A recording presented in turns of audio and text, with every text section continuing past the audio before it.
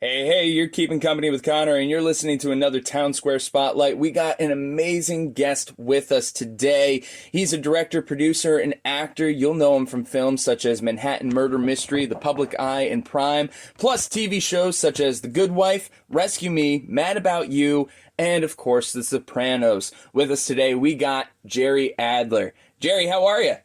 Good morning, Connor. How are you? Doing very well, man. Dude, this is an honor to be speaking with you today. And I just got to say, I'm a big fan of The Sopranos. I was watching at probably too young of an age. I used to watch over my dad's shoulder when he didn't know I was in the room. Yeah, that was Really?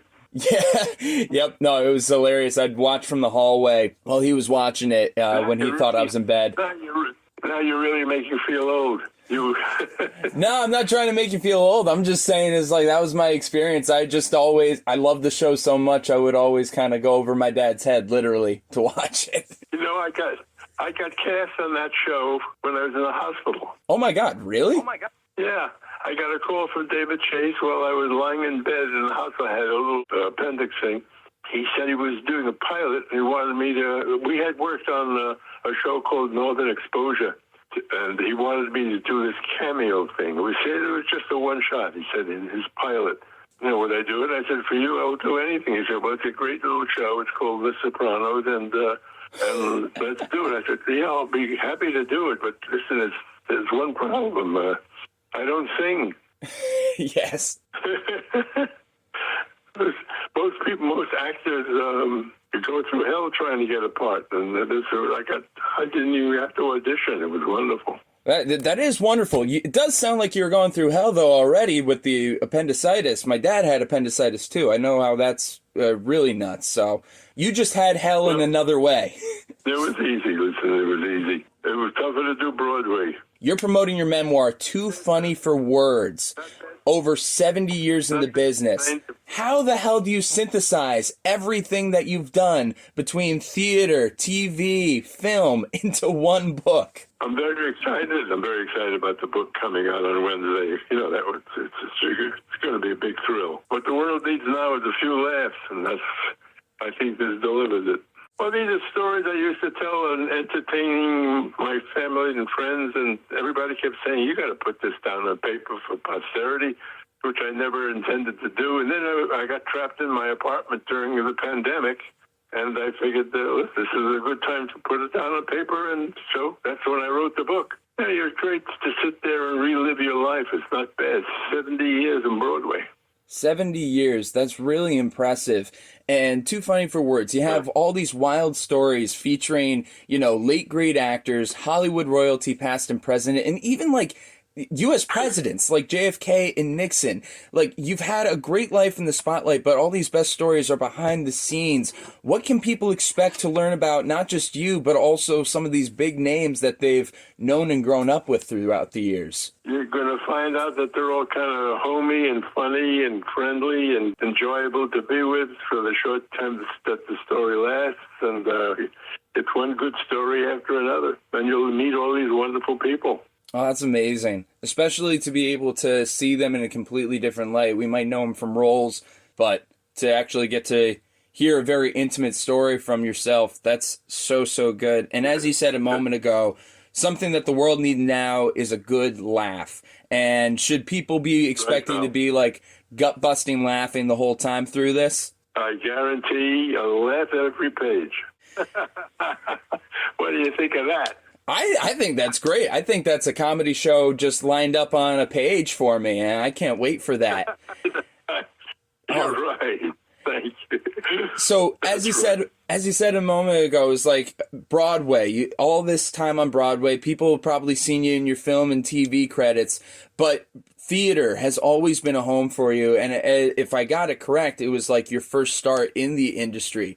Can you tell us about your love for the stage and how that's influenced you as a person and in your career?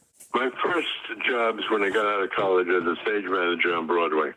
My first show was Gentlemen Prefer Blondes with Carol Channing. Wow. And I stayed on Broadway. I did almost 40 shows on Broadway before I moved to California and became an actor. I became an actor just when I was getting onto Social Security. And I became an actor. I'd never acted before. I was in my 60s when I became an actor. That's incredible. And like, what was that feeling like to becoming an actor in your 60s? You know, so many people try to start young and they'll think it's like, oh, it's over for me at an early age. But like, here you are, you're reinventing yourself. It was a total reinvention out of the blue.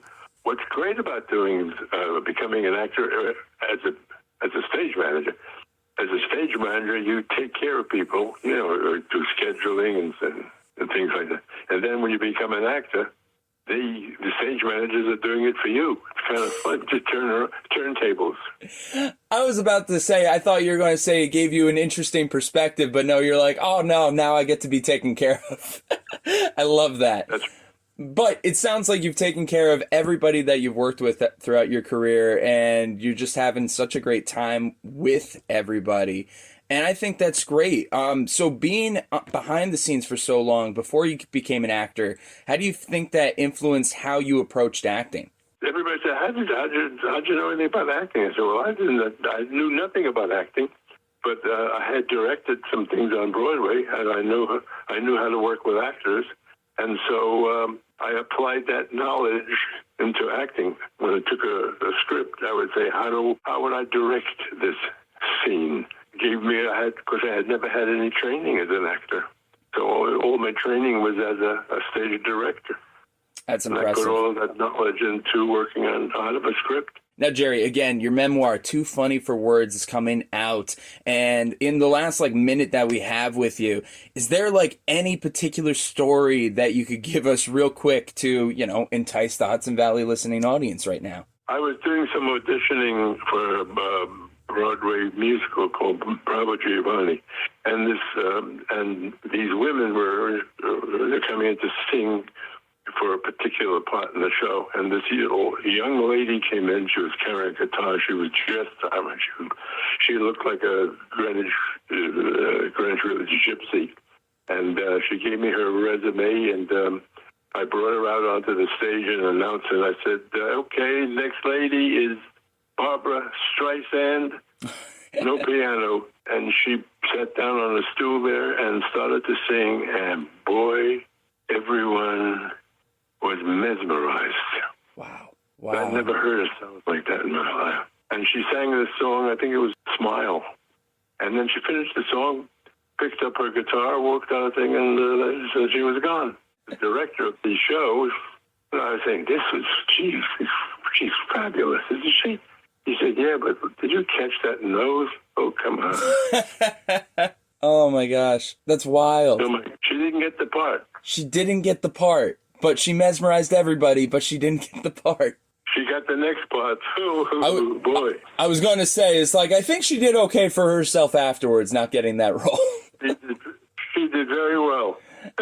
Absolutely. Oh, my God. What an amazing story. And, of course, you can expect more wild and crazy stories in Jerry's memoir, Too Funny for Words. Jerry, where can people find the new book? It comes out on Wednesday. Comes out on Wednesday. Be on the lookout for it. You can find it. You can read it. You can enjoy it. I'm excited for it. I want to read it myself. Jerry, thank you so much for your time today, and really appreciate everything. This has been phenomenal. I wish I could talk for hours with you. I would love to hear more stories. You got it. All right. Thanks so much, Jerry. Have a good one.